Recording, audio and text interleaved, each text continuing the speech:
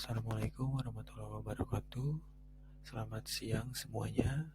Saya Matius Frianto dari kelas IKA 5 2019 ingin menjelaskan tugas yang sudah saya buat, yaitu tugas UAS mengenai teori makna manajemen terkoordinasi atau Coordinated Management of Meaning Theory.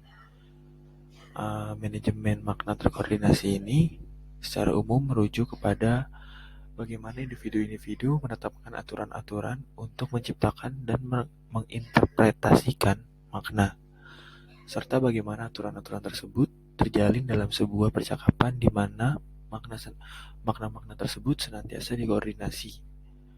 Komunikasi. Nah, berikut ada contoh kasusnya. Di sini saya mengambil contoh kasus dari PT Golden Castle. PT Golden Castle ini bergerak dalam bidang konveksi atau tekstil. Perusahaan ini mengalami permasalahan antara perusahaan dengan karyawan. Permasalahan ini terjadi yang disebabkan oleh adanya miskomunikasi antara atasan dengan karyawan.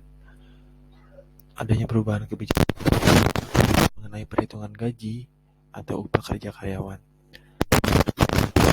Belum memberitahukan kepada karyawan, sehingga karyawan merasa diperlakukan semena-mena oleh pihak perusahaan.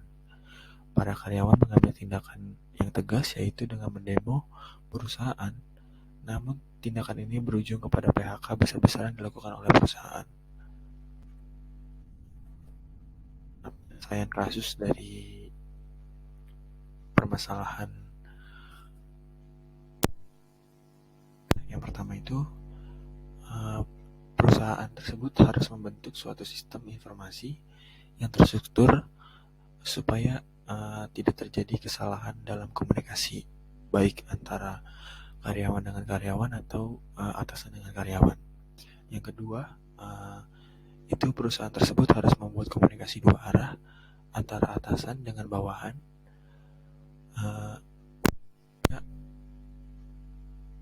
Komunikasi tersebut bisa harmonis. Misalnya dengan membuat rapat rutin atau dengan komunikasi yang dua arah dan intens sesama atasan dan karyawan untuk mengurangi masalah-masalah di lapangan seperti tadi. Yang ketiga, dalam hal komunikasi kepada atasan dan karyawan, dan pelatihan ini akan memberikan pengetahuan dan ilmu baru bagi setiap individu dan organisasi untuk meminimalkan masalah dalam hal komunikasi. Selanjutnya, kesimpulan dari contoh kasus dan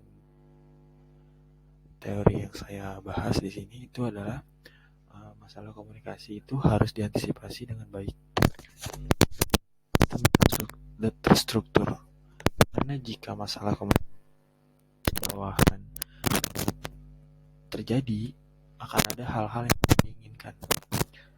Seperti contohnya perusahaan tersebut atau terjadinya mogok kerja atau juga terjadinya PHK besar-besaran seperti tadi di contoh kasus yang sudah saya bawakan. Maka dari itu penting sekali komunikasi terhadap atasan dengan bawahan agar terlaksananya dengan baik dan juga akan berpengaruh kepada perkembangan atau tidaknya perusahaan tersebut.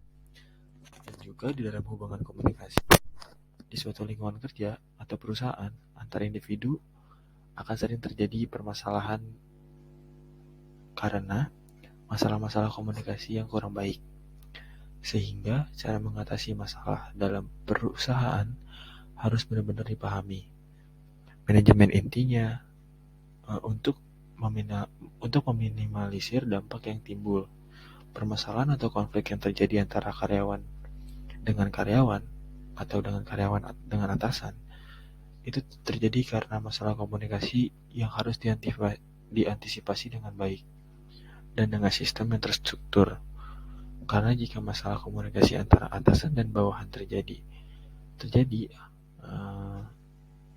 itu akan berdampak kepada perusahaan itu sendiri. Banyak juga hal-hal yang tidak diinginkan oleh perusahaan maupun karyawan itu sendiri.